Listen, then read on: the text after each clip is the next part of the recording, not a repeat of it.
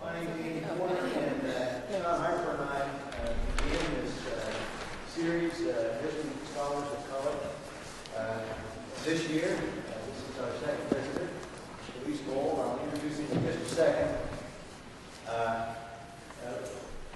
The plan is to bring in a half a dozen scholars every year. And I mention this because each of you can participate in this. All you need to do is to drop Sean or I, or both of us, an email saying, you know, we would really like to get Scholar X come.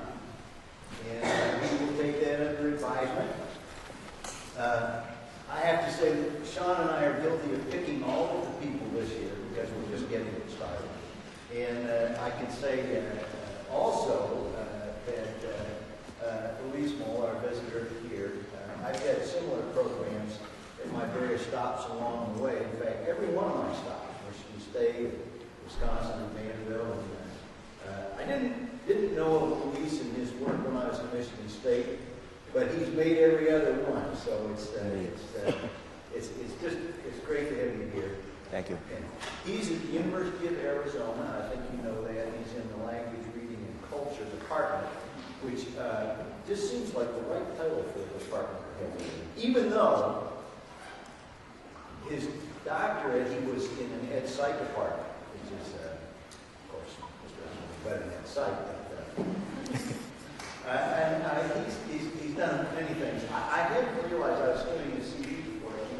He's got an edited volume on Vygotsky and education, and I didn't know you were into Vygotsky. I should have guessed it, but I didn't have to know that. But he has done research and published on various topics connecting education and community and culture.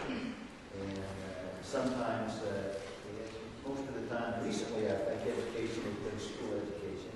He's got a new exciting project he was telling me about, and I think he's maybe going to tell all of us a little bit about that, where the university is coming together in Tucson to create a science center. And the people who were the scientists came to Louise and some of his colleagues and asked them to get involved in it's like a community sort of a thing to get involved in designing and evaluating. So he's got a lot of interesting and exciting work going on right now. He's been recognized for his research accomplishments by being an elected member of the National Academy of Education.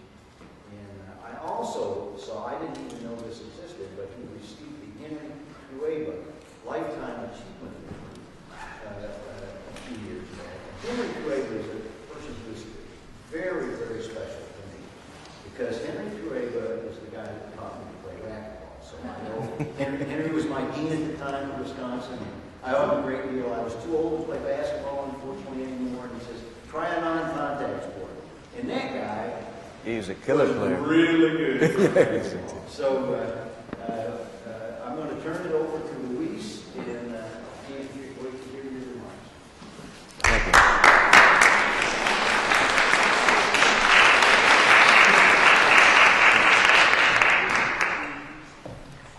This thing went blank. Let me check it first. There we go. Good morning. Thank you for being here. I appreciate it. Can you hear me okay? I should tell you, Andy, I almost had to call you and cancel the meeting because generally this time of year I have a pool party for the students in Arizona. What? And for the graduate students to celebrate the end of the semester. And when they found out I was postponing it to come to Philadelphia, they were very upset. Your name came up several times. What I'd like to do today is to present some ideas that we're playing with. I'll tell you a little bit about the work that we have done, on which we base some of the ideas that we're developing. Tell you a little bit about work that we're currently doing, and then project a little bit and tell you about work that we're barely starting, that Andy alluded to in his introduction.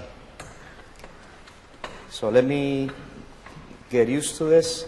This is Dean. These are cramped quarters up here. I suggest that you invest in a little light to shine on the text. It's not my building. And so one of the themes that I'm going to emphasize today is this one of building on assets and cultural resources. This emphasis, this vision, this orientation is one that predominates in the research that we do, particularly as we try to link community resources and schooling. But today I want to start with this idea of immigrant families and the mobility of knowledge. I want to elaborate a little bit on this idea of the mobility of knowledge. So let me start by discussing that. And it appears in the literature, this idea of the mobility of knowledge, in a number of different ways.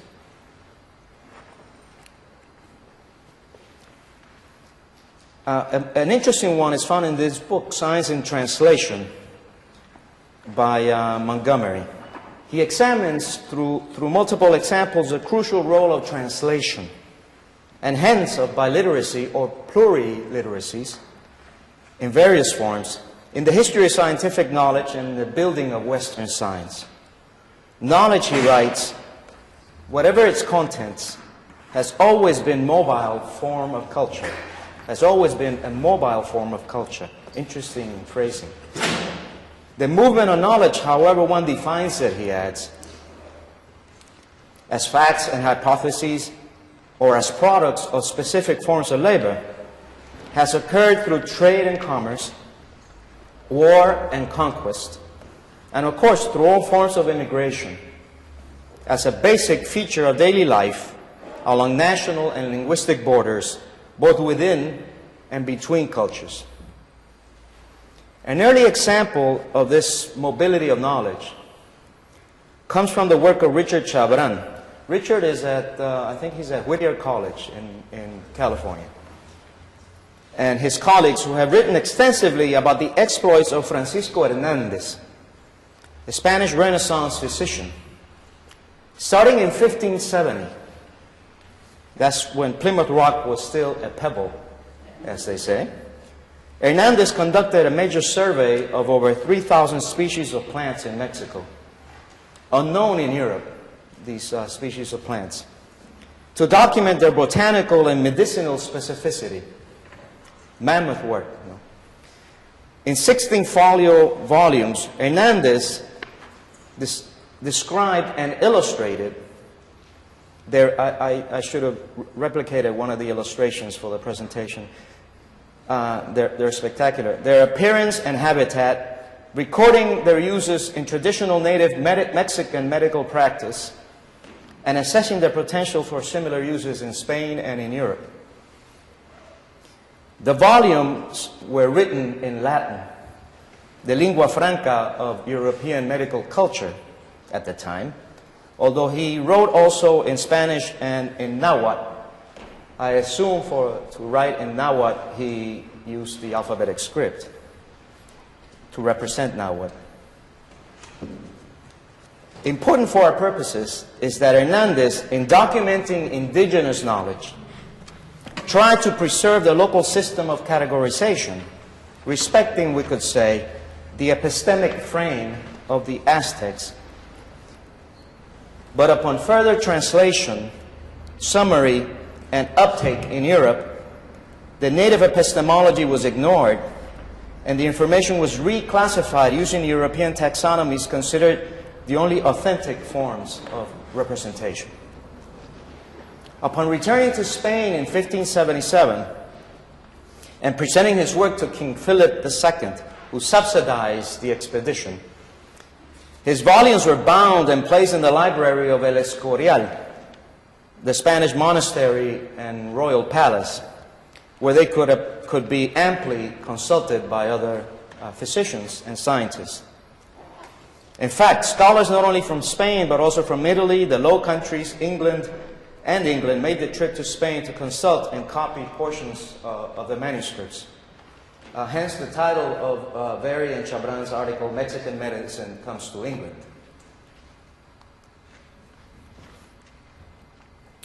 However, the volumes prepared so meticulously by Hernandez were never published because it seems economic hardships of the crown, and were eventually destroyed by the tragic fire in El Escorial in 1671, which also destroyed nearly 4,000 codices, a terrible loss.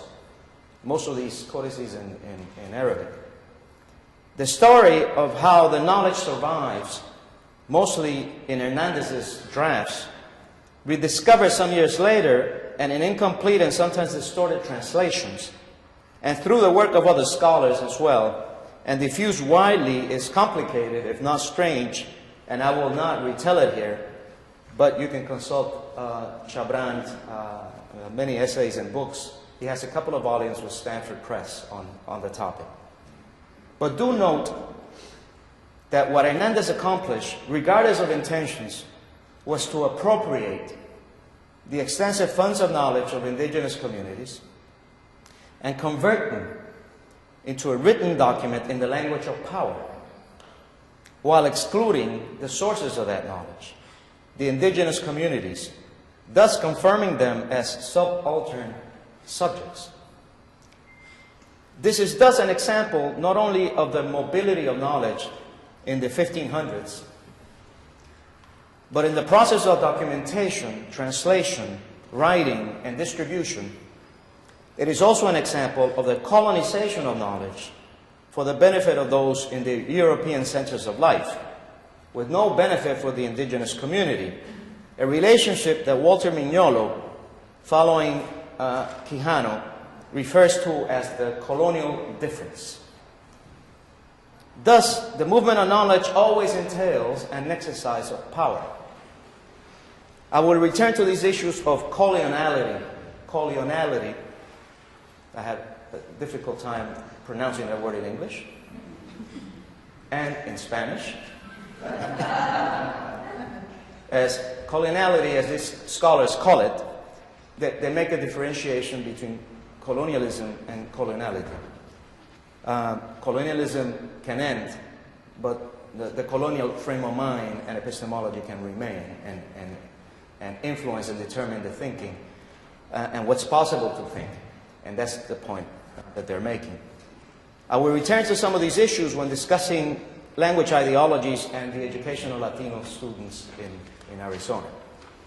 Nowadays, one thinks of the mobility of knowledge primarily in relation to digital information systems, communication technologies, and corporate knowledge in the context of globalization, what some have called virtual mobility. Here, I just want to mention in passing a second example. I have found quite striking regarding the outsourcing of newspaper services as part of the strategic displacements in the knowledge economy. I had not paid much attention to this phenomenon until I read a column by Maureen Dowd in the New York Times on this outsourcing. And shortly thereafter, I received a call from a dear friend informing me that after 30 years of working as a columnist and reporter for the Los Angeles Times, he was being fired from his position. Dowd reports on James McPherson, a newspaper owner in Pasadena, California, who has outsourced most of his paper's functions to India, to Bangalore. For those of you who have read White Tiger, the award-winning novel, the city should sound familiar as the center of activity for the outsourcing. As Dowd writes, now Indians are writing about everything from the Pasadena Christmas tree light ceremony to kitchen remodeling to city debates about eliminating plastic shopping bags. McPherson, who got the idea of outsourcing from the garment industry, asked himself, I'm quoting Dow, where can I get people who can write the word for less?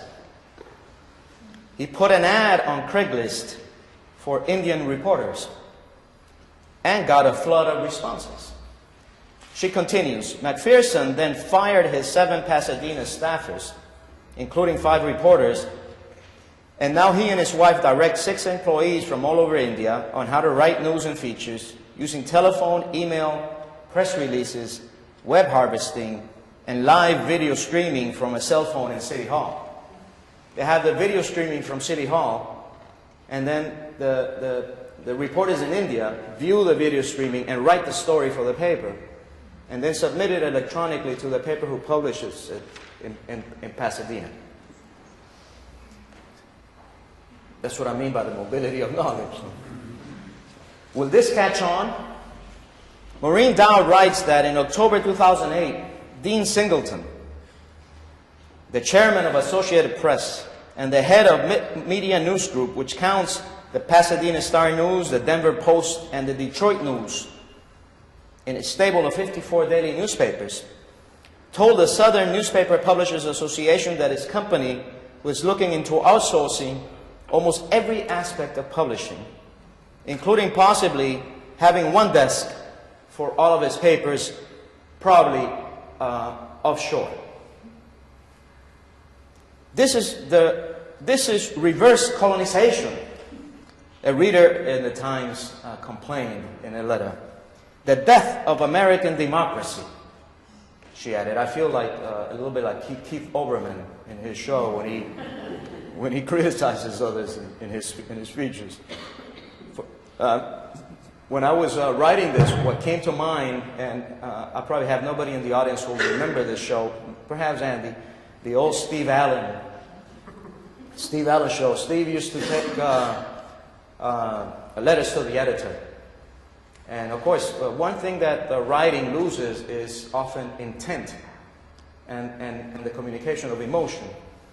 And so Steve used to add both the intent and the emotion to the letters to the editor, and making it a hilarious bit of his show. And as I was writing this, for some reason, Steve Areno came to mind.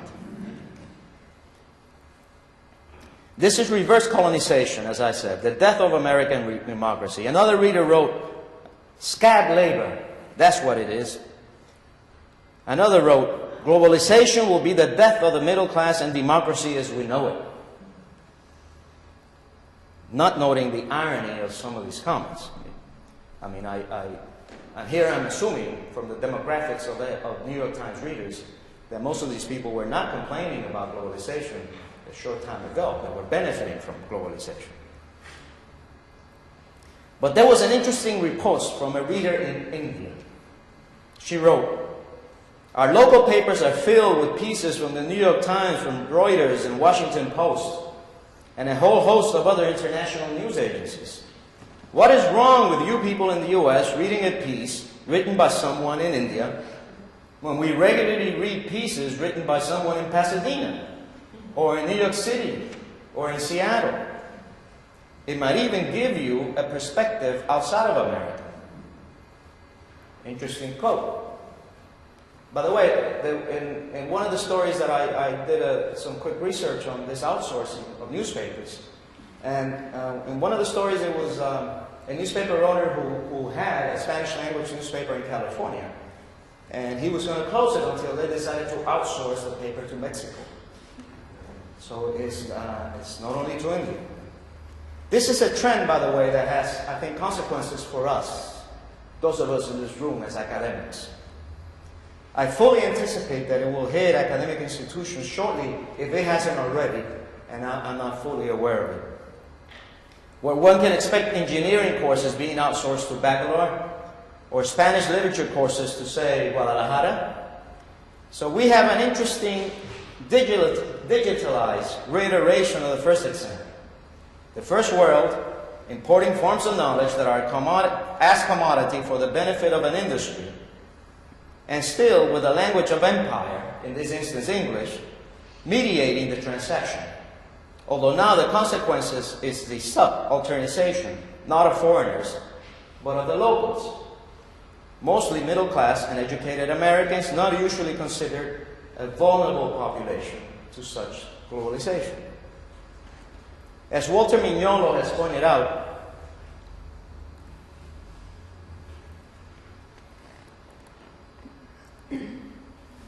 I hope this didn't die. Let's see, let me try this.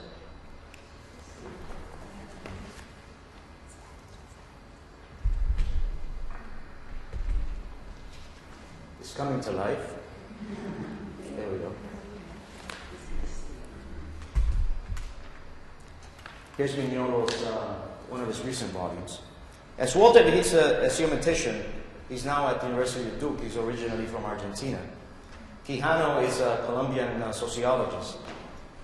As Walter Mignolo has pointed out, such globalization is not a new phenomenon.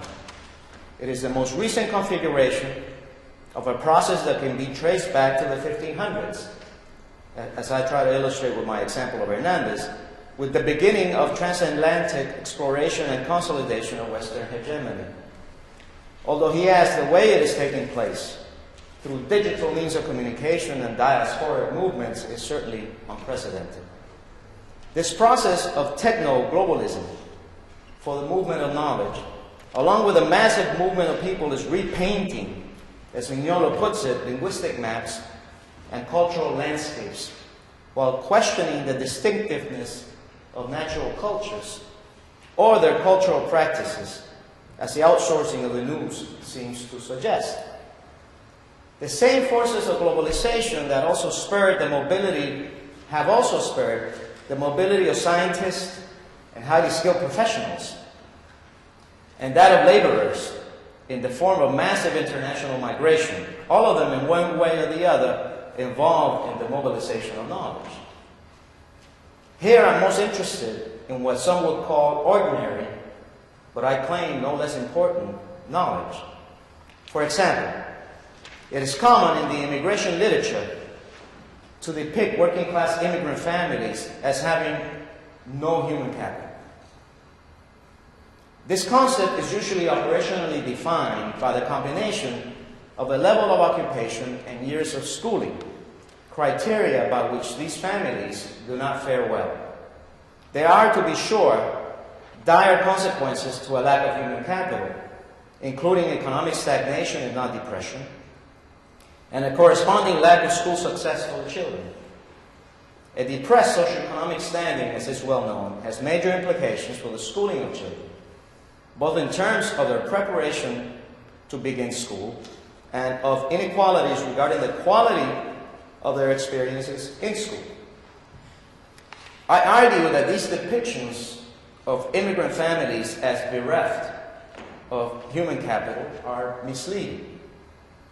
Our studies have documented that immigrant households are generally characterized by a broad variety of experiences, skills, values, and practices that life has given them, what we refer to as funds of knowledge.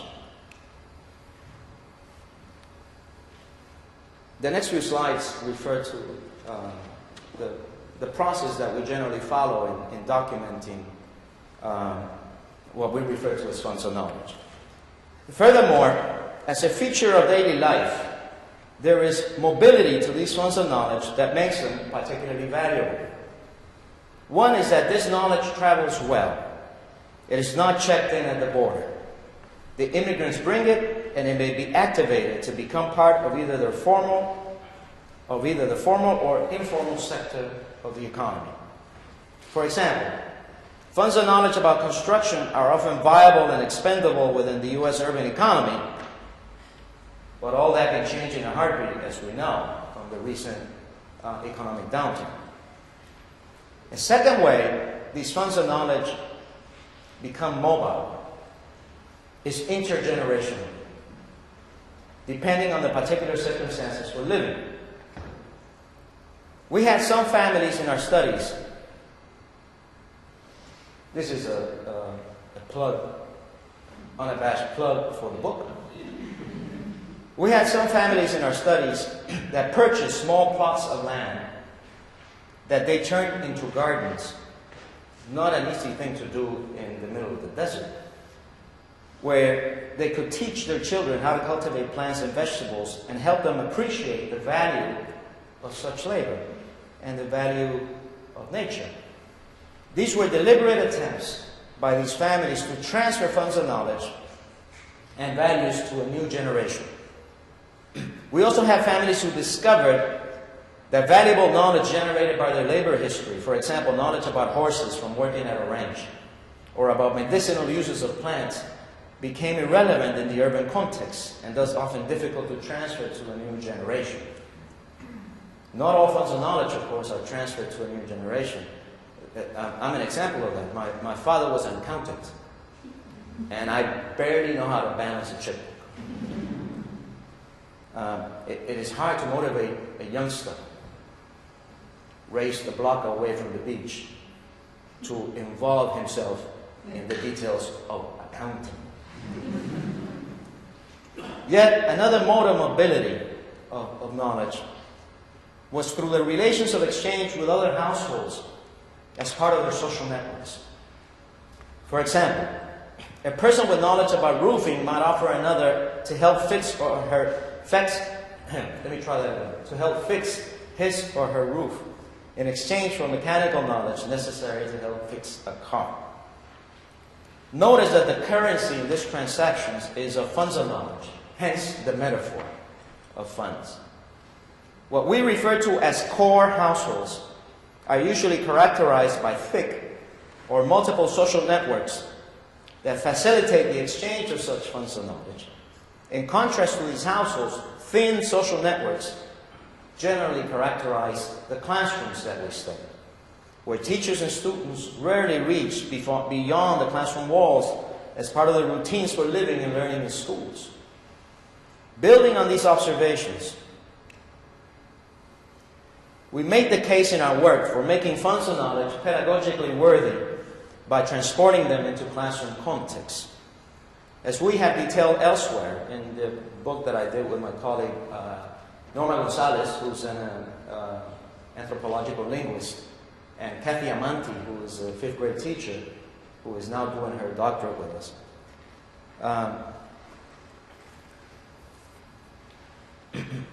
Central to this work has been teacher researchers entering households as learners with an ethnographic eye towards documenting funds of knowledge.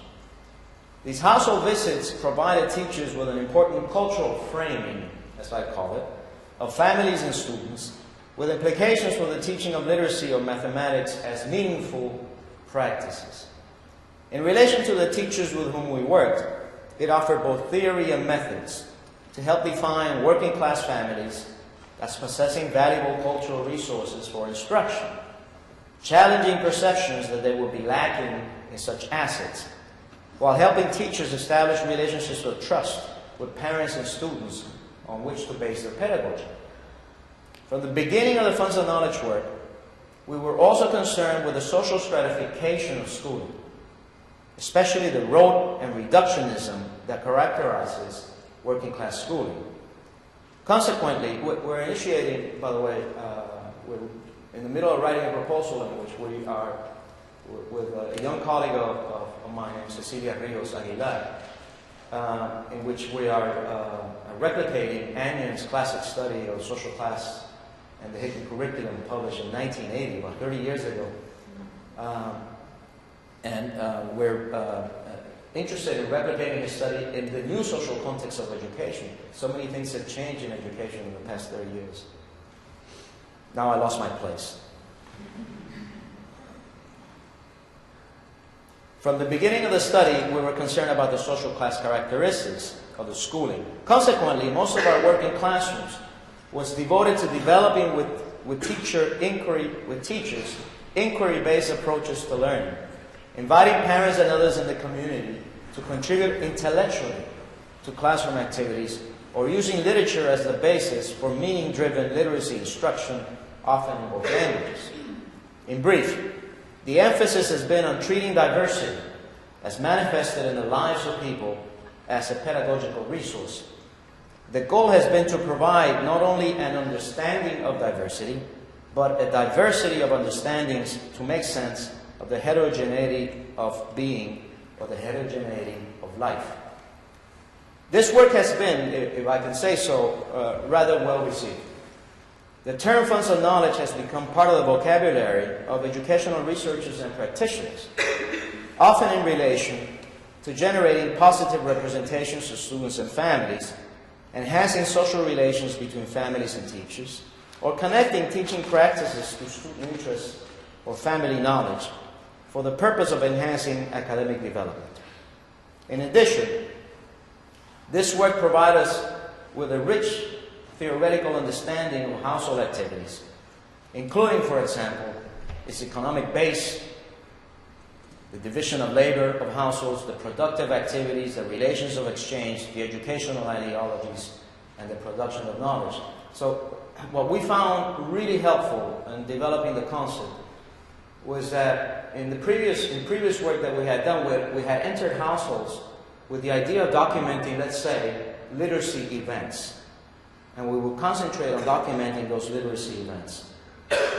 With the concept of funds of knowledge, we would enter households with a broader theoretical framework within which we could situate the activities of literacy that we documented. So we were now interested in the broader household dynamics and the relations of households to the broader economy and how those household dynamics functioned in facilitating not only the production but the exchange of knowledge. Rios Aguilar and colleagues have recently examined the relationship between this concept of funds of knowledge and the concept of forms of capital, suggesting the need to move beyond recognizing funds of knowledge to clarify how these may be activated or converted or co-configured, to use that term from activity theory, co-configured into different and beneficial forms of capital. The cultural capital of wealthier classes, especially their language, knowledge, and social practices, is not only coveted but also forms the basis of their schooling, thus offering these families considerable power and advantage in comparison to the lower classes. However, there may be strategic adaptations of schooling practices connecting selectively, let's say, to household funds of knowledge, which may benefit in similar ways students from working class families. In previous work, we have tried to develop these strategies through our work with teachers, who by visiting and establishing relations of trust with families, come to recognize and convert their funds of knowledge into an asset for teaching and learning in school. For present purposes, however, rather than repeat that work or reiterate that work, which we have presented in considerable detail, some say ad nauseum, elsewhere, I would like to discuss an example of work that extends this approach by concentrating on what we call cultivating in students new funds of knowledge, in this case, bilingual literate practices. The power of such biliteracy, I propose, resides in its boundary crossing, in one's ability and disposition to read in one language, to read either world or word, as Freire used to say, and discuss what is read in the other. This form of code switching, or interliteracy, as I call it, is what helps students garner and combine valuable funds of knowledge from their multiple environments for personal or academic use. Thus, that is, biliteracy serves to expand the students' cultural and intellectual geographies, we could say, in a transnational world, in a growing transnational world. Mignolo, inspired by the writings of Gloria and Saldúa on border thinking, has used the term bilanguaging, an awkward term, granted, but an interesting one, languaging or bilanguaging, to capture something similar to what I'm trying to convey.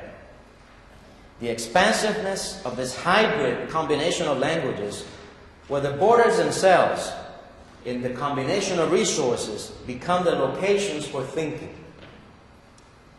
As Maria Torres Guzman, who is at TC in New York, has suggested, the development of bilingualism, in the sense that I'm discussing, of biliteracy, represents a manifestation and expression of self-determination for Latinos within the context of the U.S. This is biliteracy or bilanguaging as autobiography, as a way of life, as a form of intellectual decolonization, Mignolo would say. Not simply as skills that can be assessed and marked by applying reductive measures. We're trying to, it's a broader concept that we're trying to elaborate. Time permitting, I will later present, and if I forget, you can remind me, a third grade example of this bilanguaging. I will then, after discussing this a little bit more, I will then reinforce the importance of such biliteracy development in presenting a partial and much abbreviated summary of Portes and Rumbaud's decade-long longitudinal research with second-generation students, the children of immigrants. I highlight the educational power of what they call selective acculturation, a process of social transformation in which bilanguaging, or literacy as a way of life, and the familiar relations such practices of bilingualism facilitate are constitutive factors. I will then conclude, again, time permitted, with a brief discussion of a new project that we're developing related to the Science Center, the new Science Center in Arizona that the Dean mentioned in the introduction. But let me turn briefly to the topic of cultivating these biliterate forms of knowledge. How feasible is it to provide additive forms of schooling practices associated with successful social and academic outcomes for working class students from immigrant families? We have addressed this question through a longitudinal study of precisely that sort of educational setting, one that produces biliteracy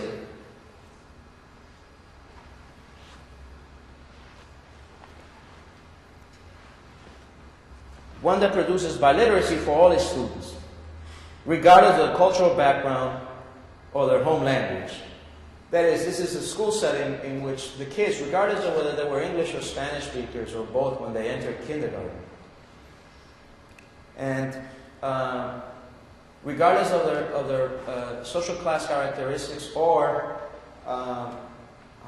history, they all left elementary school literate in both English and Spanish.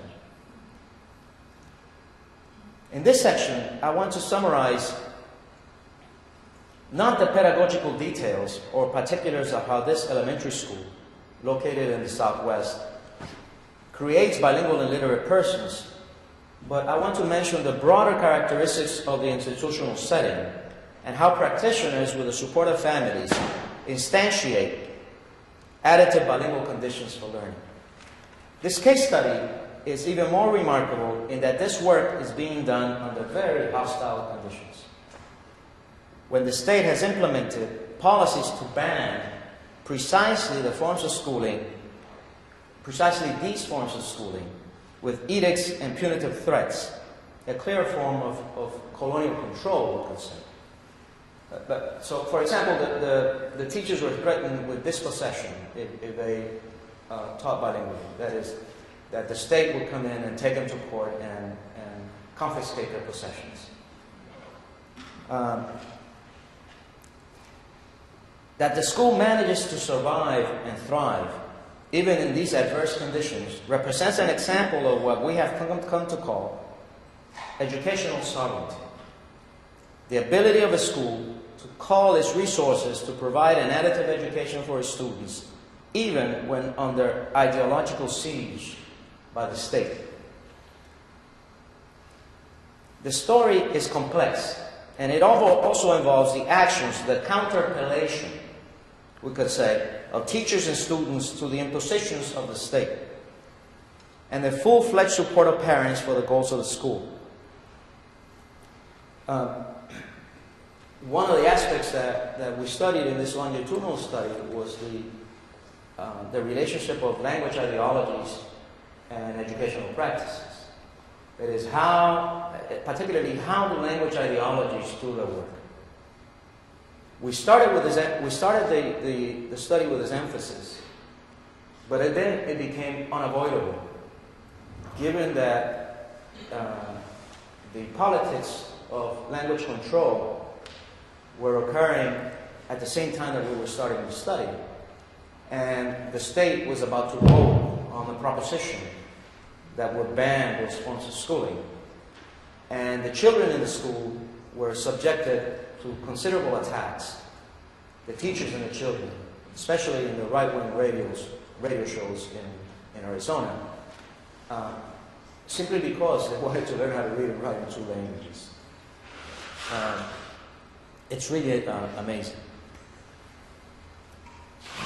Educational, I have some examples on how we're trying to make sense of how language ideologies work, particularly how language ideologies do their work in controlling and shaping subjectivities, the children's developing subjectivities and knowledge.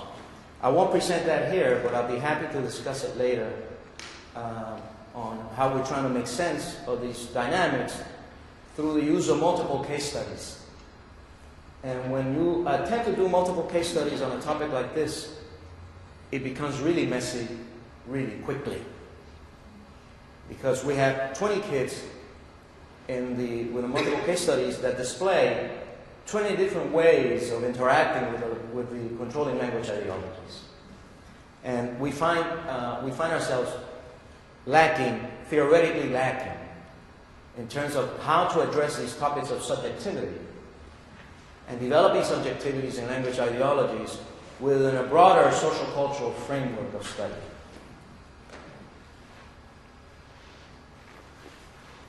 Educational sovereignty, as Richard Ruiz and I have called it, is something, but by the way, we borrow that concept of educational sovereignty from Native American scholars and their writings on tribal sovereignty in terms of gaining control over the education process. Educational sovereignty is something that is established de facto, configured in the daily practices of the school or district in response to its many challenges or constraints, but not necessarily declared by educational leaders and teachers as an explicit goal. How does a school organize itself to accomplish this goal? In our analysis, we identified at least 4 key school practices that bolster its educational sovereignty. So let me get to them. And later, if you have more questions about the particular setting and configuration of the school, I can return to them.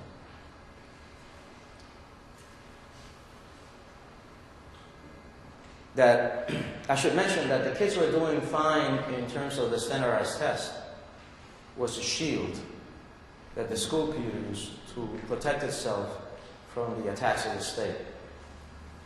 And thus the forms of schooling that we're offering were tolerated by the district, who were under enormous pressure to get rid of the school. The school is still there and still functioning quite well.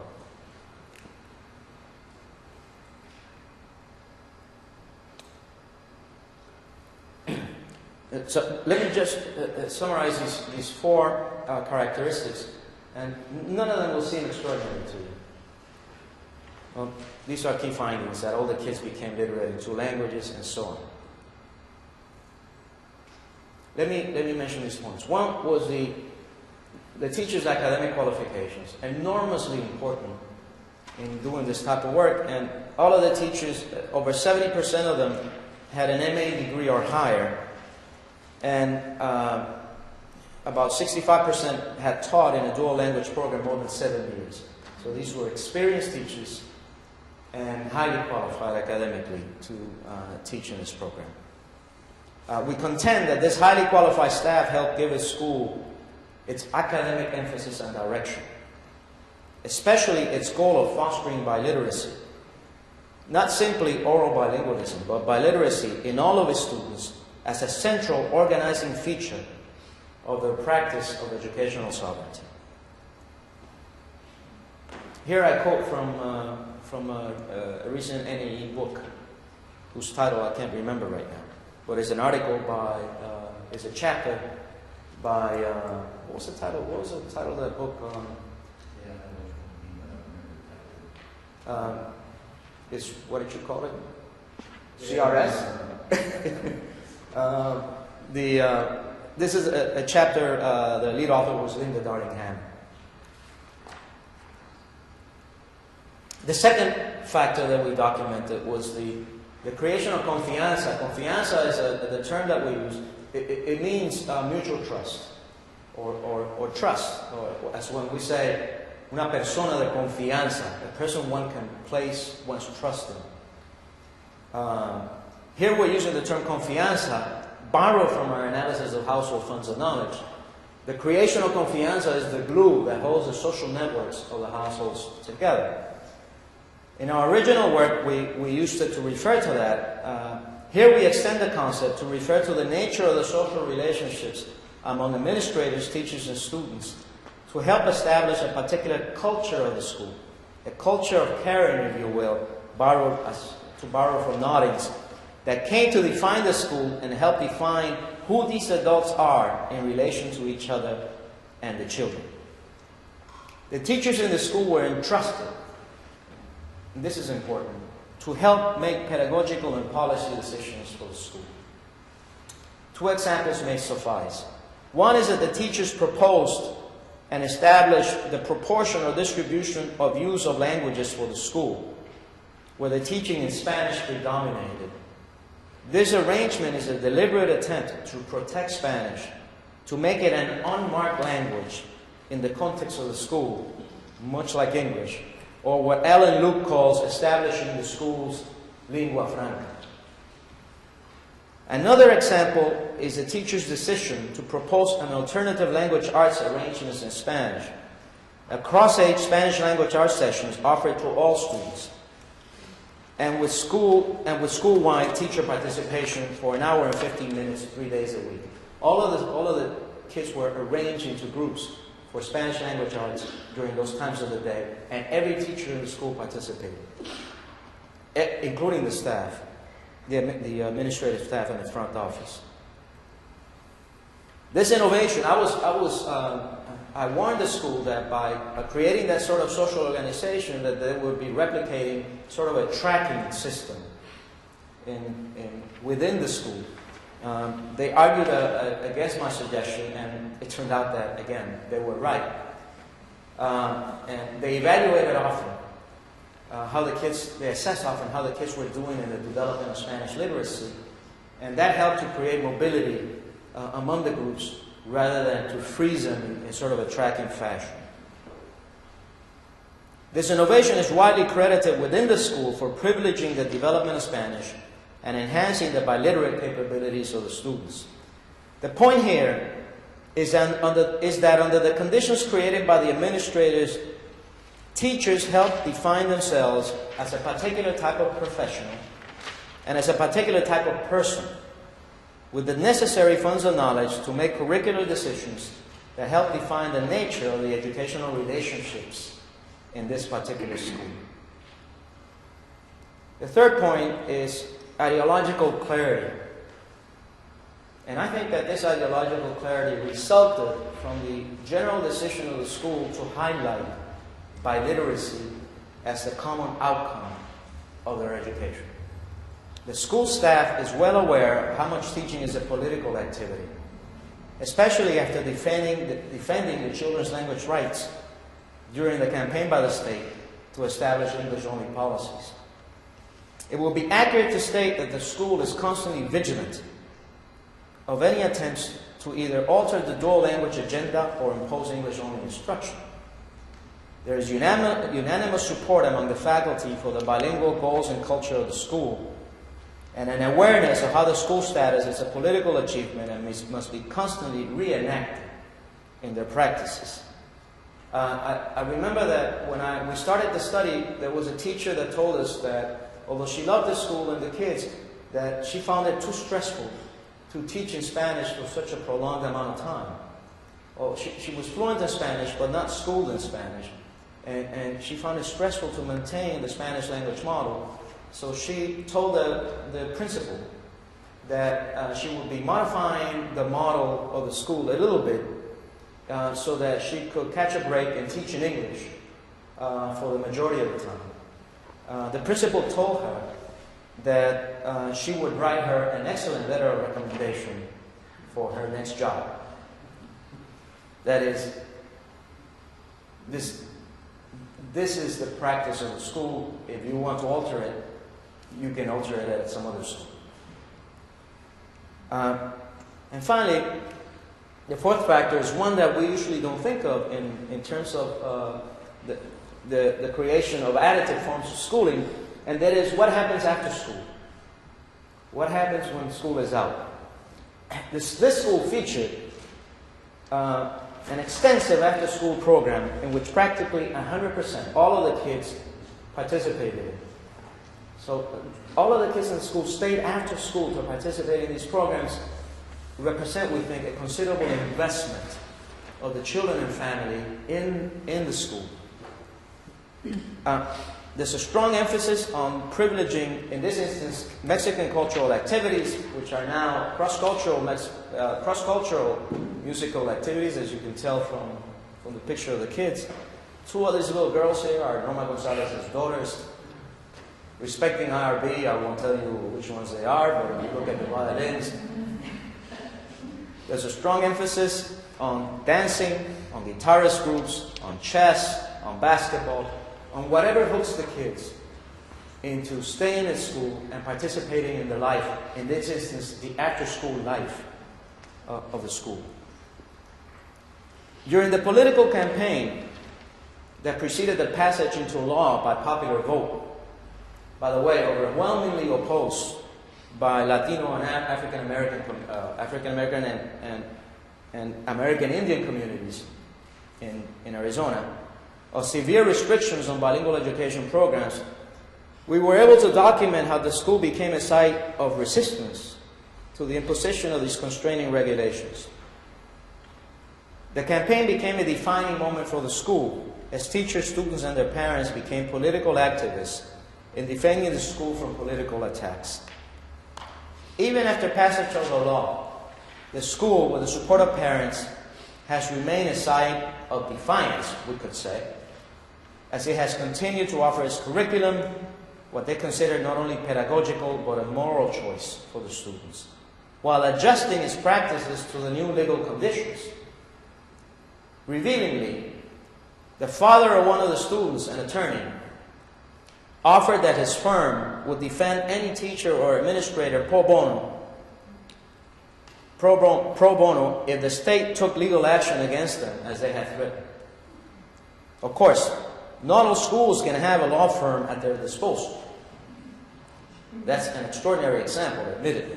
Nevertheless, the action reflects how school leaders and teachers and students, as part of an extended ecology of education, fostered social relations with families that became resources for survival and bolstered the school as a progressive setting for learning.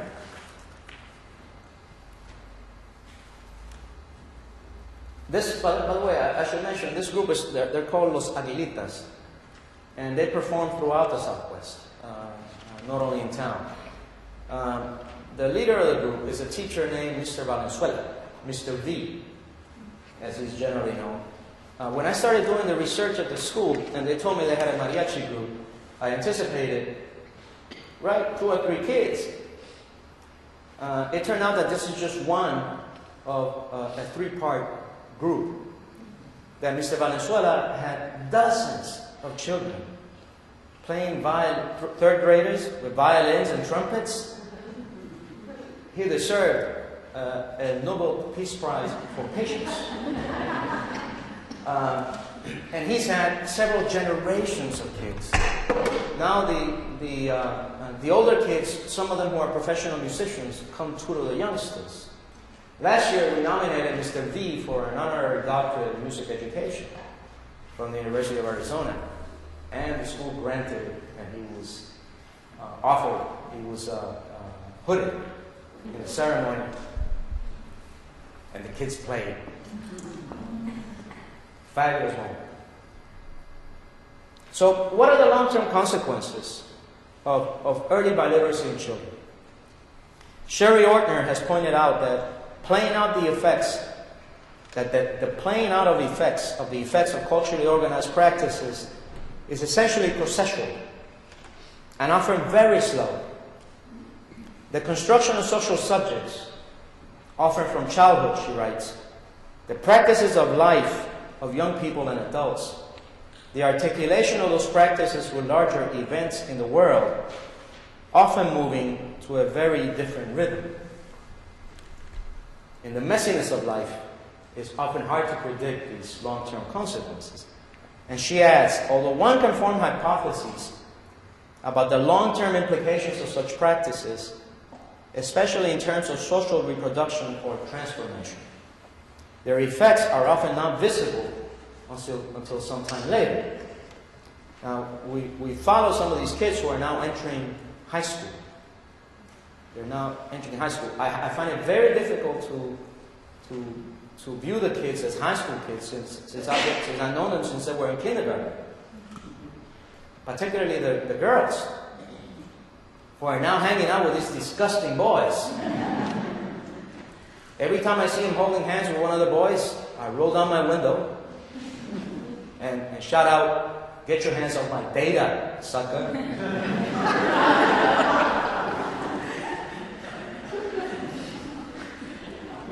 It turns out that middle school is the tough time for developing, we could call the biliterate subjectivity. It's most challenged in middle school. As they get into older adolescence, we speculate, into older adolescence, the identity starts being savored by the person as opposed to contested by the student. We get a glimpse, however, of some of these long-term implications of fostering biliteracy from the longitudinal work of the sociologist Alejandro Portes and his colleagues on second-generation children.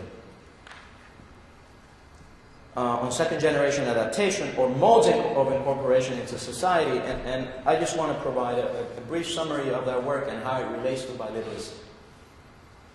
In contrast to what they call dissonant forms of acculturation, where children learn English but lose the home language, leading to a rupture of communication and alienation from parental control, guidance, and knowledge, is what they refer to as selective acculturation, which they identify as by far the most successful mode of adaptation.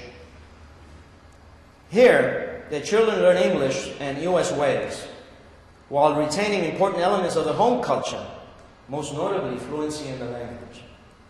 In this scenario, fluent bilingualism is key to preserving intergenerational communications, and with it, parents' ability to provide discipline and direction for the children, including monitoring their academic progress, providing vigilance of their social relationships, a major preoccupation with parents, who's my kid hanging out with, and facilitating appreciation and respect for the parental culture, funds of knowledge, and values. As their data show, selective acculturation and fluent bilingualism are significantly associated with several positive outcomes in late adolescence, including higher school grades, higher self-esteem and educational aspirations, and lesser intergenerational conflict with families. I'm borrowing from the book Legacies of Portes and Rumbaud, and their accompanying volume titled Ethnicities, edited also by Rumbaud and Portes.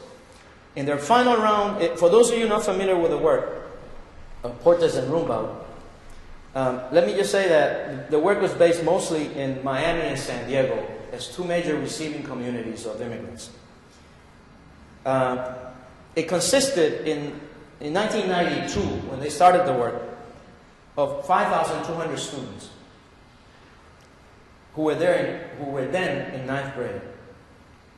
They collected data subsequently in 95 and 96, when the students were high school seniors, and in 2002, when they were about 24 years old, or young adults. So they have data from 9th grade on to young adulthood. It's quite a revealing study. But he has made available his data from this massive longitudinal study for secondary analysis by whomever is interested in doing it. And he's also made available his questionnaires that he used in the original study. In the most recent round of data collection, they gathered interviews from respondents, now young men and women, who grew up in circumstances that one would expect would lead to what they call downward assimilation, but who had succeeded in school and graduated from college. So they took from their sample those that we can predict following the theoretical model. And we might have, this is what they call the model of segmented assimilation. So they gathered from their model, the ones that they would predict would not have school success. Generally low parental human capital, not a two-parent household, a single-parent household, external obstacles that may be too great to surpass, such as discrimination and so on and so forth, but who had managed to have educational success. They found that the most important element in common among these students, in combination with the guidance of alert parents and significant others, such as a caring teacher who will direct the student in his or her academic pursuits, was the ability to build on what we would call household funds of knowledge in overcoming barriers to advancement or mobility.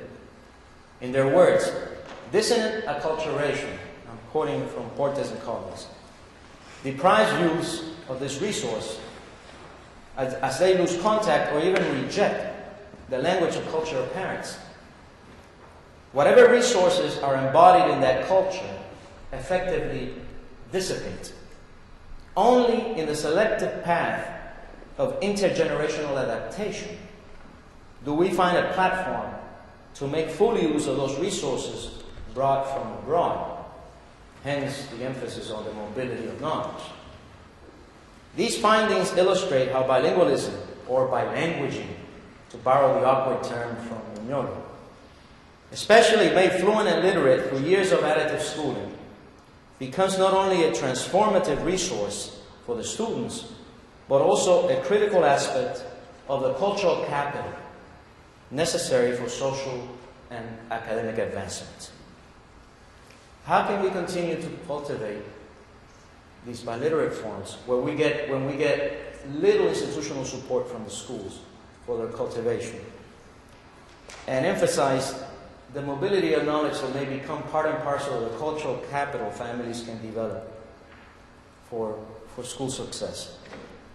I want to conclude by giving you a sense of the work that we're just starting, in which we try to combine some of these elements that I have discussed into the design of a new project. What's happening is the following, that the city in Tucson and the university have collaborated in funding the building and development of a new science center, University of Arizona Science Center, that will be relocated to the downtown area of Tucson, Arizona, as part of a revitalization effort of the downtown area. Many other cities have attempted this, including Philly. So this is going to be part of a museum plaza in the downtown area that houses several such units, including, in this instance, the Science Center and the Arizona State Museum, which will share the structure. This is a representation of what the museum might look like at a glance in the entrance, provided by Ralph Applebaum, who are the consultants in the development of the designs. One of the things that the museum will feature is new software, which will function to personalize the museum or the center visit, so that once the visitor includes some of their interests into the database, the software will guide them into which exhibits may match those interests or extend those interests. But furthermore, the software has been developed, and this is where I think it will make a really terrific contribution. The software has been developed as deliberately as a tool for self-directed learning of the sciences. And so the emphasis here is on the informal learning of science. The software engineers, who by the way are based in New York City, they live in Manhattan, but they're full-time employees of the University of Arizona, part of the distribution of knowledge. The software engineers approached us about elaborating a study or a series of projects that would help explore how to turn this software that they're developing for a science center into a tool that families and kids can use in the broader communities for the informal learning of science.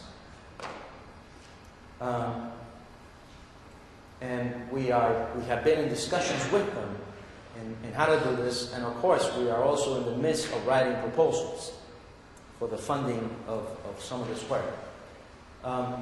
One of my students, Karen Spears,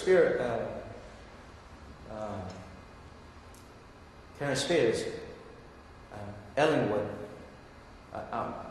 she hyphenates her name, and I always don't remember which one goes first.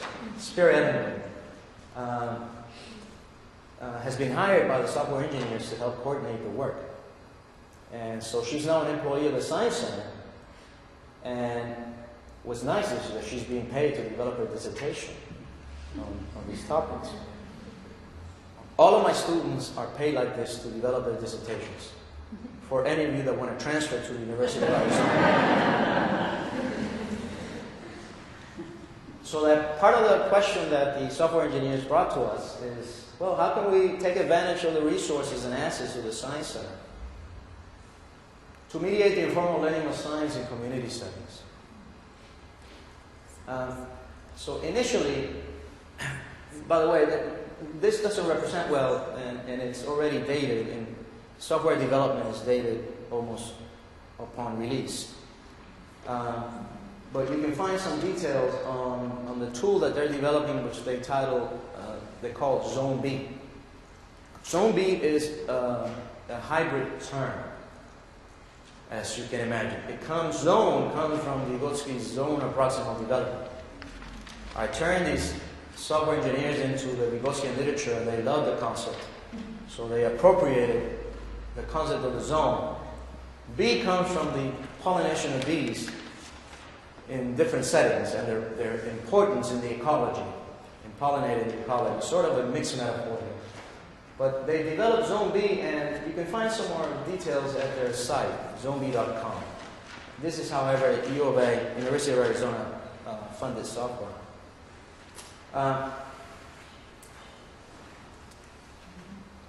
So that part of our thinking is how to use this software in creating an activity system between the university and local communities that will facilitate its use to mediate the inquiries into the informal learning of science.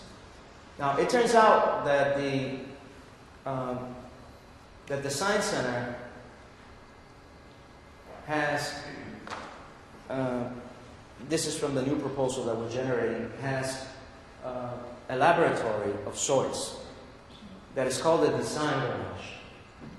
The Design Garage is where people from the museum work, or from the center work, to develop the exhibits that will be featured at the Science Center. So here's where all this thinking goes on how can we represent this knowledge in ways that are attractive to the visitors to the center. How can we hook them into this knowledge? How can they get something worthwhile? And how can we pilot these exhibits with the local community?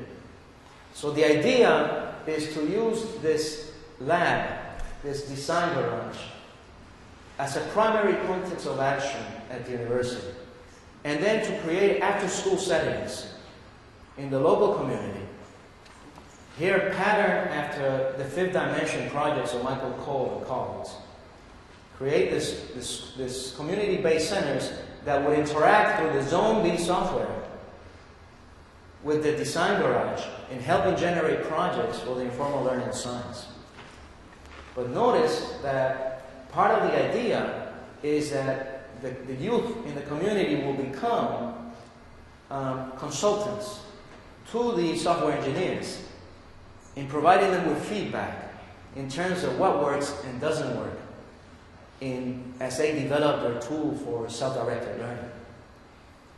Now, the software will be free for the families. And part of the trick is that as the students visit the Science Center, they would have already mastered the use of the primary tool that will be used at the center to guide visitors. You follow what we're thinking about? So we have a growing group of consultants to the project from the local community as represented in the youth and their families. In creating this mediated system between the Design Center and the resources that the Science Center can offer, community-based centers, including schools, interacting via not only real visits, but through virtual visits to the center in creating the system that we have in mind. So in this depiction by Karen, you could replace the center of the system with any of the elements that we have developed.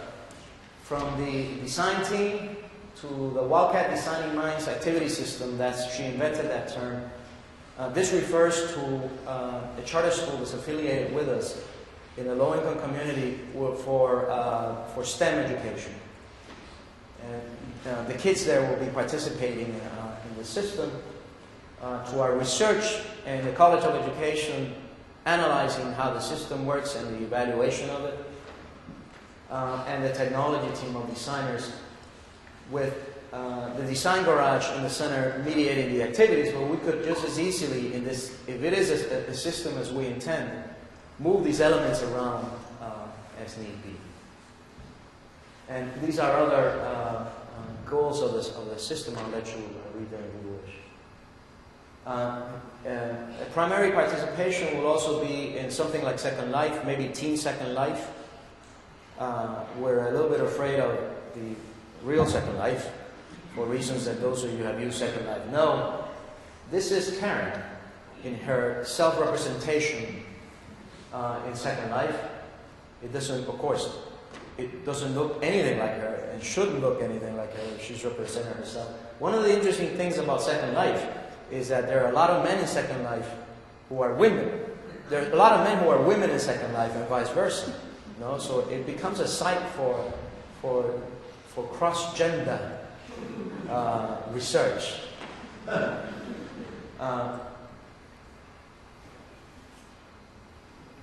And this is just a depiction that I borrowed from Alexis. Alexis is the head of the Science Center on how this system might work. And I'll just walk you through it quickly and I'll conclude with that.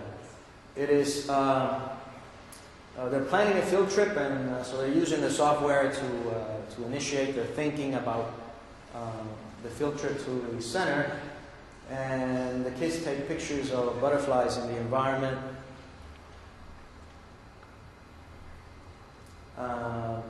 They notice that there's a vivarium at the Science Center. They come visit, they log in through Zone B, which initiates a database on the kids. One of the things that the data allows us to, that the software allows us to do is to gather data on their interactions within or outside the center. All sorts of IRB issues, as you can imagine, that we had to deal with.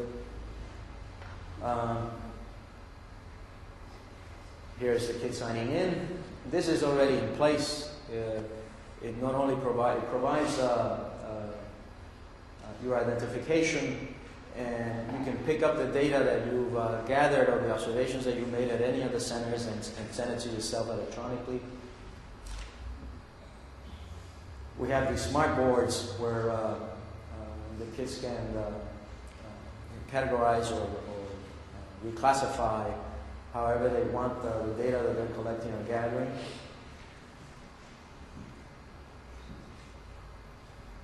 I think this kid is Alexis's kid. Thus, no IRB needed. Although you do need IRB to do research on your own kids, by the way. You need IRB approval. And if you do an early childhood research, you still need the IRB approval, even if the child is 3 or 4 years old. It's tough to get assent, right, from a 3-year-old. They can manipulate the information gathered from the museum, visit a virtual vivarium, and have ways of representing the species that they see, or the types of butterflies that they see. And manipulating information and the like. And then when they leave the center, it creates a portfolio for every visitor that the kid can then extend through the use of Zone B, interacting with the STEM-based databases that they've identified through the internet. So it attempts to mobilize the knowledge of the center for the benefit of local communities, and to capture the knowledge available in this broad, huge electronic network in order to combine it with the local knowledge we could claim. Now, an interesting aspect of the project that we're trying to develop with a lot of resistance from some of the people at the center is that we're interested in the transnational potential of the work. And we suggested that they translate the software, and the engineers are willing to do this. The resistance doesn't come from the originators of the software. We translate it into Spanish and into indigenous languages in Arizona. The university sits in Tohono O'odham land. And at least we should have the respect for the group of translating into the language of Tohono. And there's a lot of resistance to this. But notice how simple it would be if we had the software in Spanish to create transnational projects throughout the Americas on the informal learning of science as mediated by this software, and with the U of A Science Center in the heart of this action, where the center will acquire international visibility because of its work across borders and across towns, and the use of and the creation of after-school activities for learning in different parts of the Americas. The people from the Pedagogical University in Mexico City have already agreed that they're going to go after funding through their NSF, the Mexican NSF, the equivalent of NSF, for the funding of the project. But the people in Arizona are resistant to creating the software in Spanish and other languages. Now, keep in mind that how myopic this is. This is a town where it's not only in the borderlands, and it's not only a town where the majority of the kids in the high schools will be Hispanic kids, but this is a town where Mexican tourists come and drop over $1 million a day in the local economy. And people from Sonora, the northern part of Mexico, visit Tucson to shop, and they drop easily close to $400 million into the local economy every year. So we're likely to have multiple visitors from those buyers and they come with families. They don't come by it's just not a single buyer. The whole family comes shopping. They're well known in Tucson because whenever they walk in somewhere, the merchants go crazy. In this dying economy, right? You have the revitalization of it from these shoppers. But they're likely to be the future visitors to a large extent of the center. But the center doesn't want, so far, not the center, some people within the center don't want to adjust to the transcultural realities of contemporary life. Thank you, colleagues, for being so patient and for listening for so long. I appreciate it.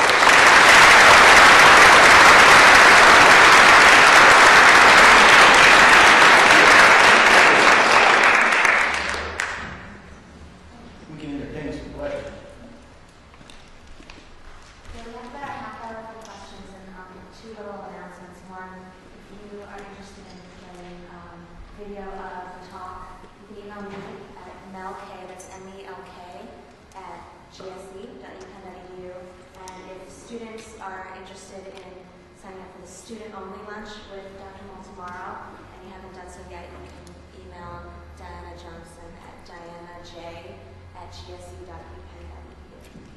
Okay? Any questions? On that last point, did you say why they don't want to use the lunch?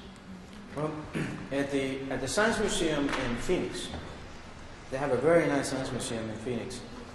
I spoke with their education director, and she told me it was a hell of a battle to place signs in Spanish on the side of the exhibits for the visitors from Mexico or local people to be able to read what the exhibit was about in that language other than English. So it is the same ethos, right? It's the same. If you read the editorial yesterday in the New York Times on Arizona, they wrote an editorial about Arizona because Janet Napolitano, the governor, is going to join President Obama's cabinet. And what the loss of Napolitano may mean for Arizona, you'll get a sense, an immediate sense, of why this is a struggle. The language ideologies are overwhelming in terms of not allowing any languages other than English, even within the center of learning like the university-based center of learning or science center. This is a design question for this presentation. I have one that's similar with the Franklin Institute here. So you're getting your students and your study to learn the software before they come in. So what are your entrees into the schools and other communities? How are you training your teachers? No. How are you, okay. You're getting way ahead of us. Okay. We're barely piloting this and writing the initial proposals, right? But we have, of course, an education director, and being the College of Education is key in town because we have the social capital to be able to generate the interest and the sites to participate in such a project. For example, we have the Gear Up project. And the Gear Up project has, I don't remember right now how many thousands of families from different parts of town that are involved. So part of what we're including in the proposal is the participation of Gear Up. So this becomes one of the Gear Up activities with the kids in middle school. So it's figuring out how to use our resources and our connections to create these sites. And then we had to figure out how to make them sustainable sites. With after school sites, that is a big challenge, as those of you who have done this type of work know. And as you also know, maintaining the autonomy of the after school site has become also a challenge because the testing emphasis of the schools is filtering to the after school sites. So now schools say, no, you can create that after school site, but you got to test the kids. Or how is this going to influence the testing of the kids and the like. So it's all of the difficulties that you can imagine are found there. But I can't answer your question because we haven't done it yet.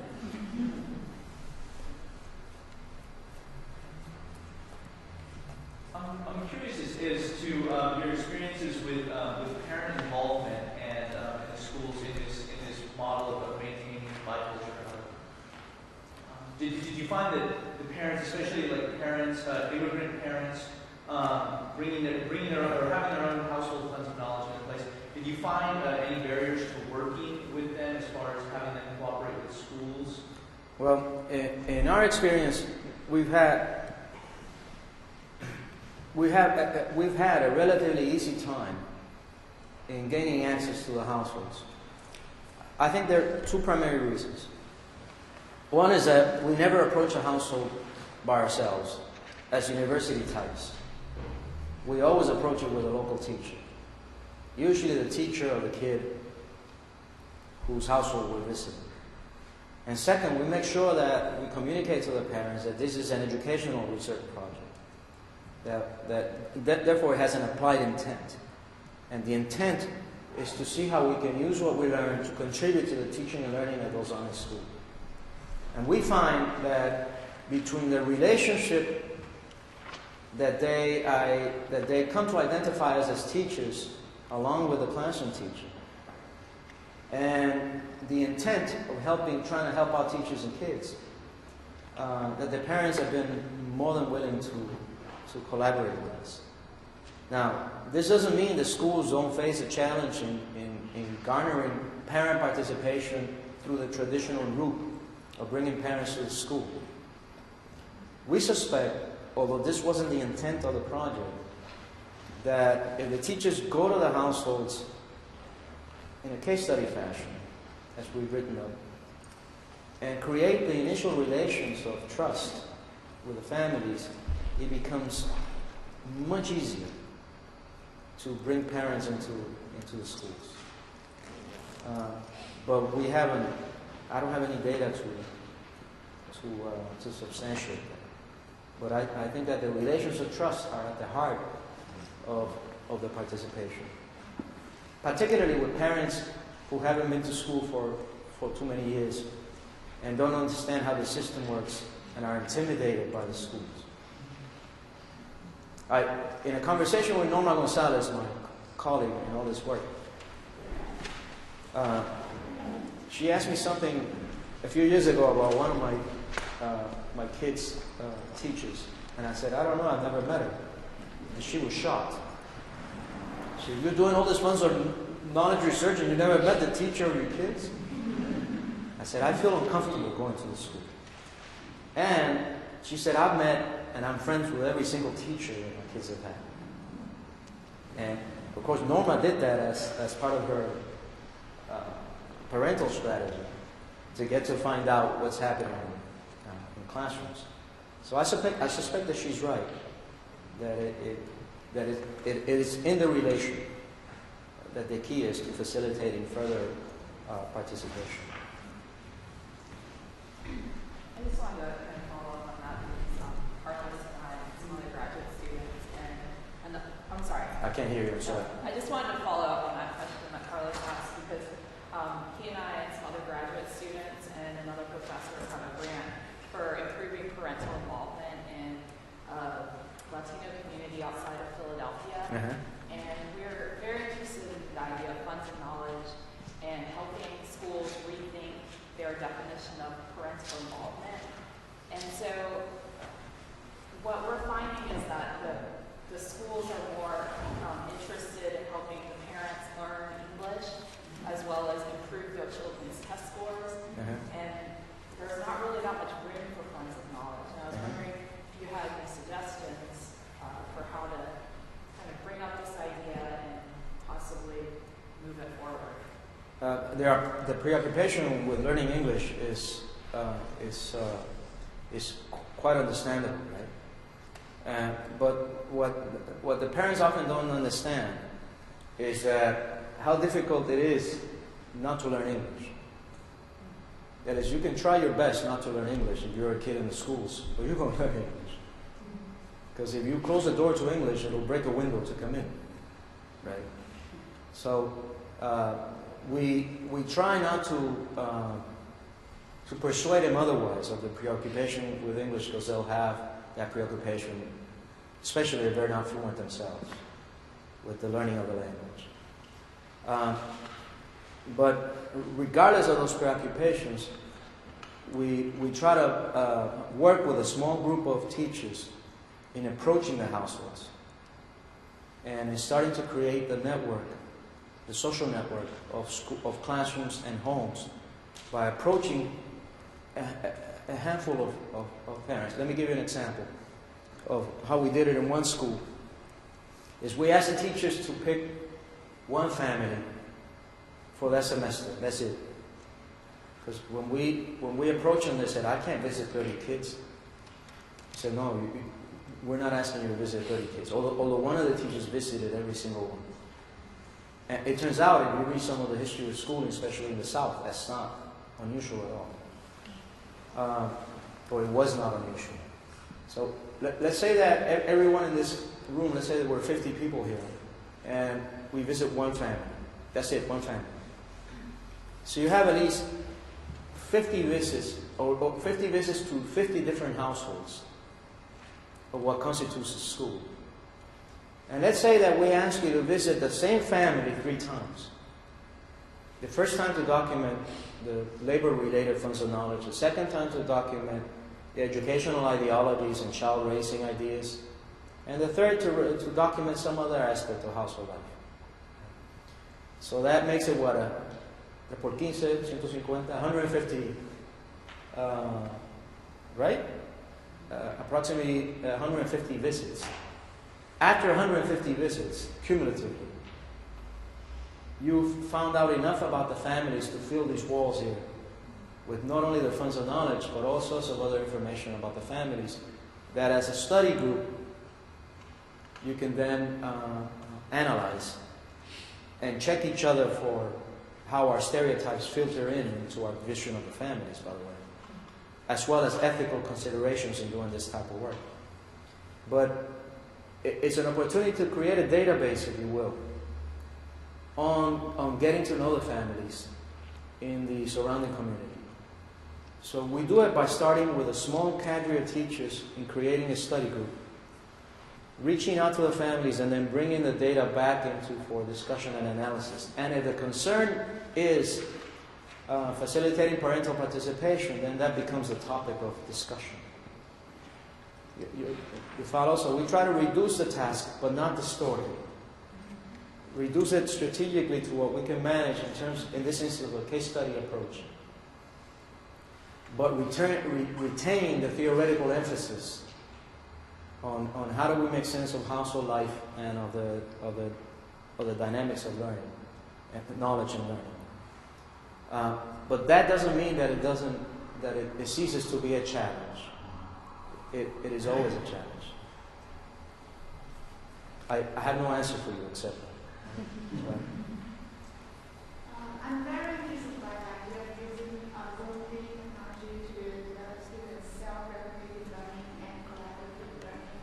I saw on the screenshot we have the instruction for students' self-regulated learning. So do you have similar instruction for students' collaborative learning as well? Yeah, but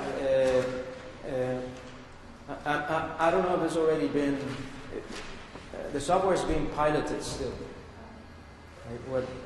What I would love to do is to invite anybody who's interested in this work with Zone B and the center to communicate with us and to join us.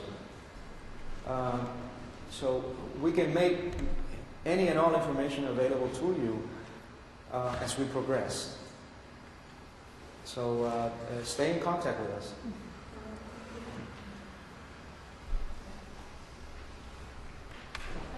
About the dual language school that you referred to, and if there were structures in place at the school, I'm assuming it was a collaboration or relationship with the university, but outside of that, or if there wasn't, what structures exist or are in place that facilitate teacher inquiry or teacher study, or are there?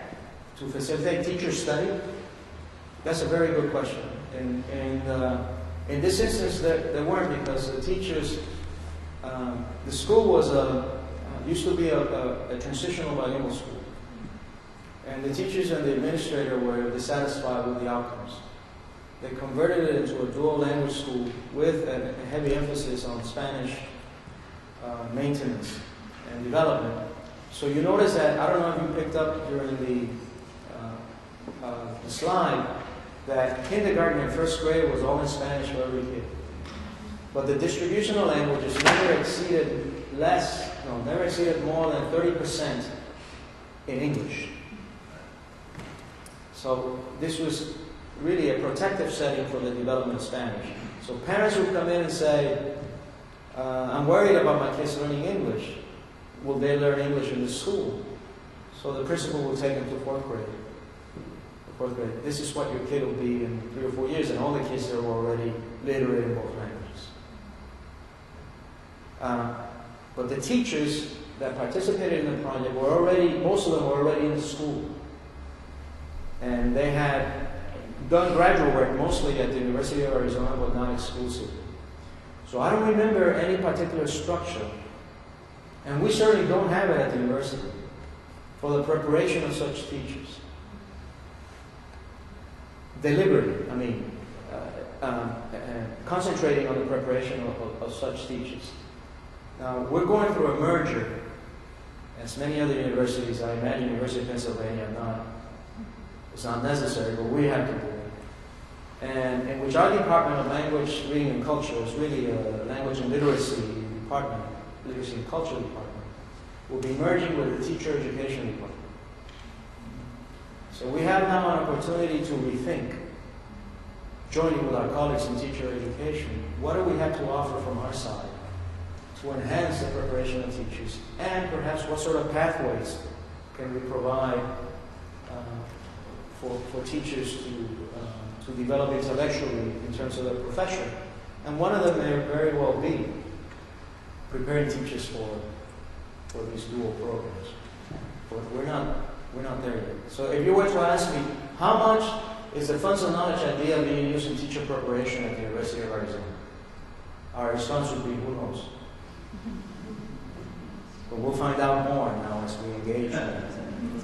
It's a little crazy how universities work, right? But as you know, you're in your department and you sometimes don't even know the colleagues in the department next door. So it's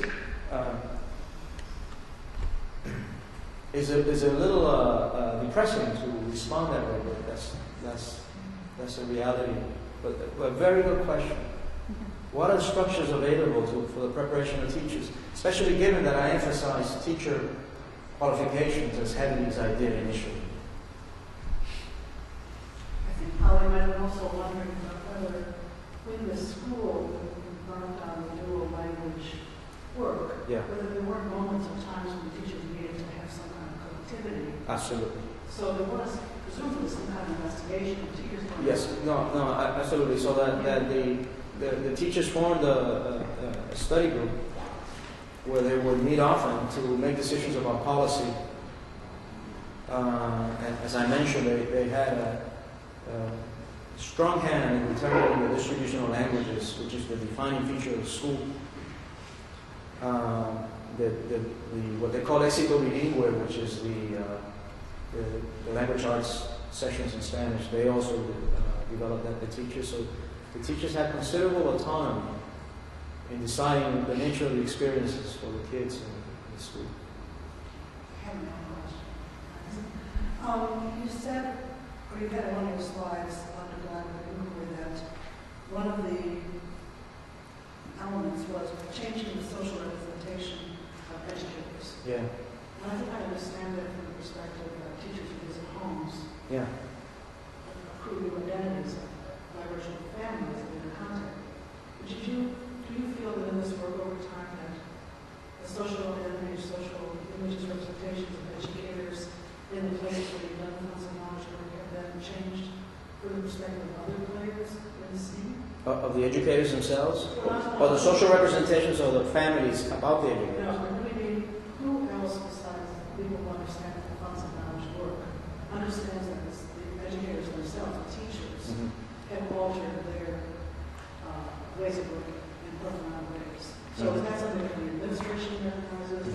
Well, one of the mistakes that we committed earlier, well, I committed earlier, I'm sure Norma would say that she didn't make the mistake, was that in the initial studies, we avoided the administrators and obtained their permission to collaborate with the teachers.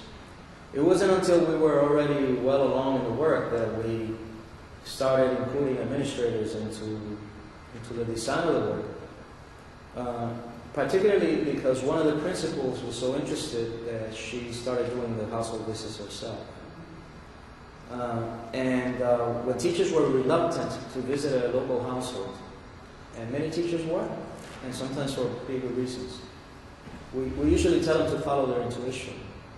And if they approach a household and they don't feel comfortable getting out of the car, not to get out of the car, to call the family and have the family meet them up front. It's all these other strategies, right?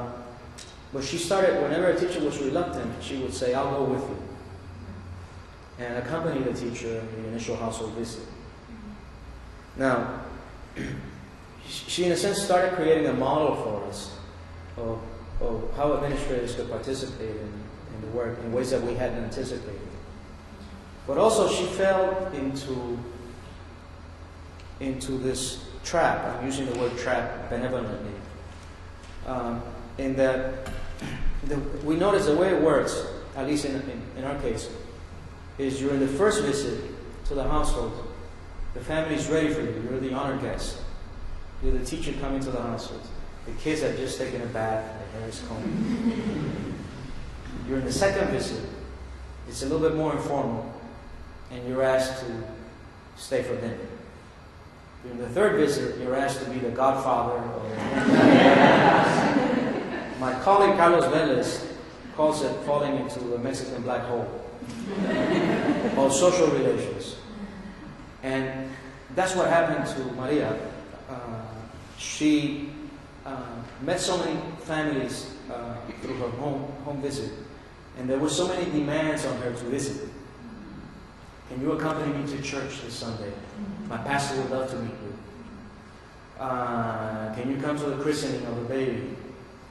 That we then ran into the ethical issue of when do you say no to a family, right? So all those concerns we started discussing within the study group.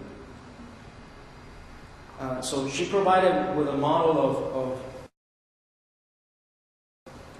how to participate as an administrator, but also a model of what may be some of the constraints in the busy life of an administrator participating in such a project. But one of the things we never did was to highlight the participation of administrators in the empirical work as much as perhaps we should have. Well, I have a bunch of those a wish list of things that we wish we would have done differently. We all do, right? We all do.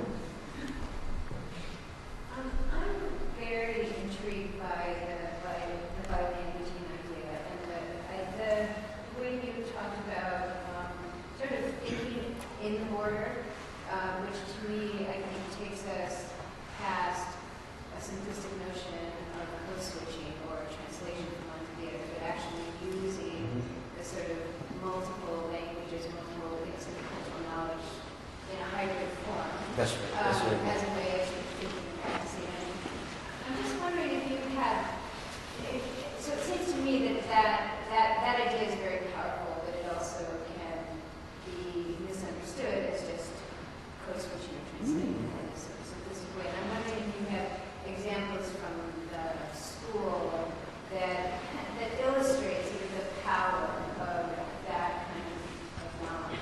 I happen to have an example here.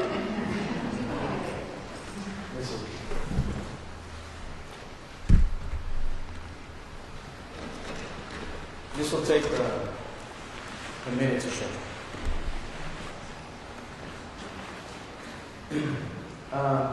This was a class, a third grade class, in which the kids had multiple ways of addressing themes and topics that they and the teacher identified as important. And in particular, they did formal research on the topics following a particular paradigm. And I'll rush through this one. No, I deleted the formal research ones. This is one example of that sort of border thinking, both figuratively and literally. Check this out. This is a third grader. She writes about a visit to Magdalena, a town in Sonora, Mexico. She writes. She says, I like to go there because all my cousins live there. Last month we went there because my parents were going to be godparents for 3 15-year-old girls' party. You follow where I'm at? They don't celebrate a 15-year-old party like any birthday party. They celebrate it because they're out of childhood into being a woman. You know what she's talking about? The quinceañera, right? The coming out party, the debutante, the bar mitzvah, whatever. That ritual, that cultural ritual. And the way she tries to capture it is that they're out of childhood and into being a woman. Right? The sort of transition. Now, they celebrate it by going to church and they make a big dance and they dress in pretty dresses. have a good day. In Spanish, it's called quinceañera.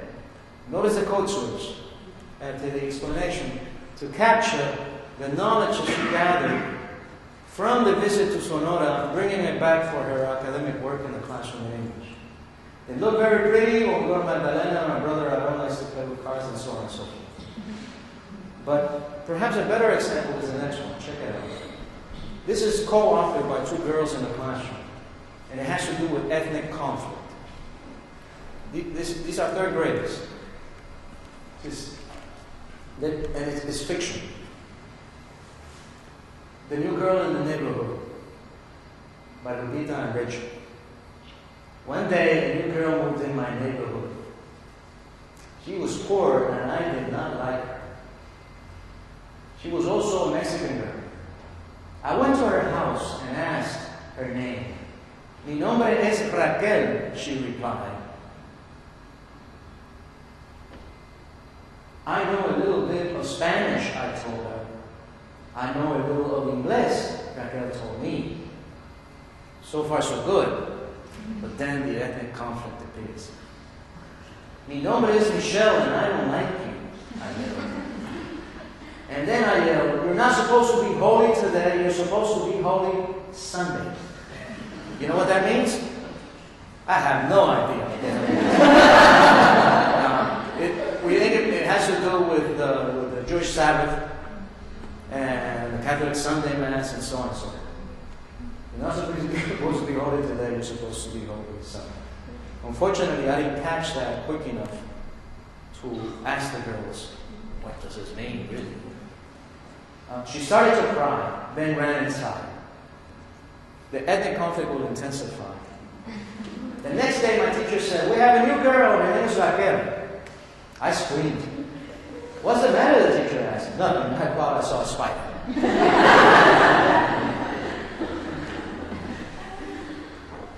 Then you get a glimpse of how third graders solve ethnic conflict. After school, I went to Raquel's house and asked, what were you doing in my classroom?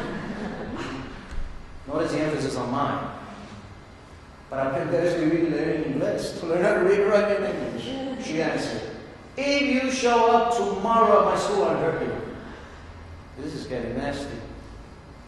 And then she said, no te entiendo.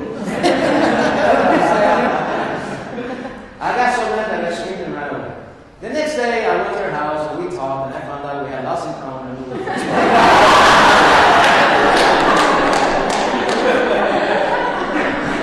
Relations of trust is the key to solving this.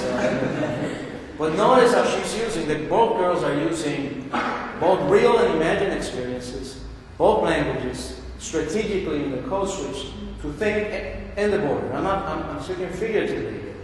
In the border of the experiences of the girls, of the characters they've invented, and the use of both languages to communicate and establish a scenario of what's happening as well as a resolution. And it is this way of moving easily in reading word and world, right, across languages that we're describing as border thinking, or borrowing from Mignolo in this instance, and as Haldua.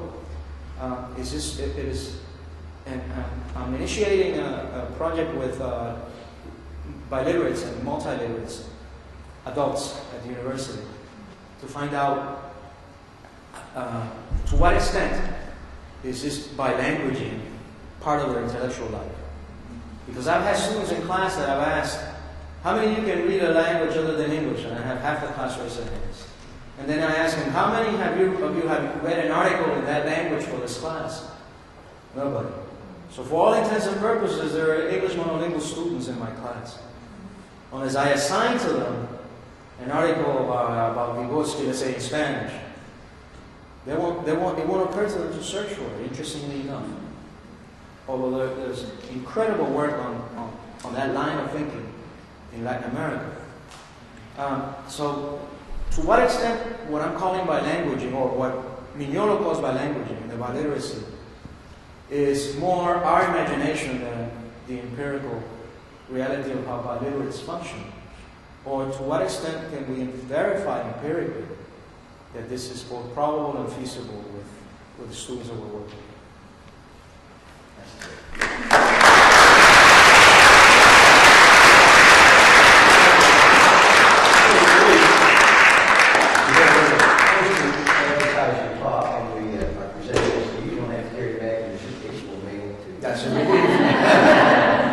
The poster is fantastic, except for this guy here in the car. Thank you. That's wonderful.